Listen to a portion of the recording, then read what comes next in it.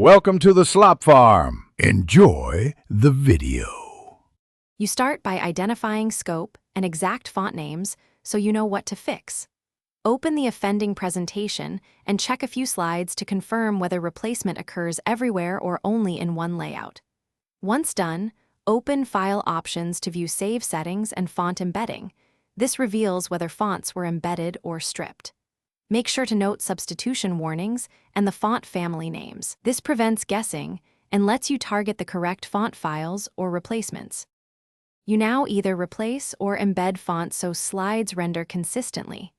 If the font is missing on your machine, install the font file in Windows and restart PowerPoint. This fixes local display. Alternatively, use Home Replace fonts to swap problematic fonts across the deck. This is fast when you have a compatible substitute. Make sure to embed fonts via File Options, Save, and Choose. Embed all characters when sharing with others, so the presentation. Finish by saving a copy and verifying on another device to ensure the fix holds up. If issues persist, clear the Office font cache and reboot because corrupted cache entries can force substitution. This often resolves lingering mismatches. Make sure to test exporting to PDF as a fallback.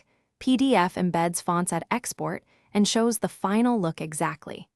If you encounter continued substitution, confirm licensing restrictions. Some fonts cannot be embedded and require substitution or licensing. Thanks for watching. Consider subscribing if we helped you today.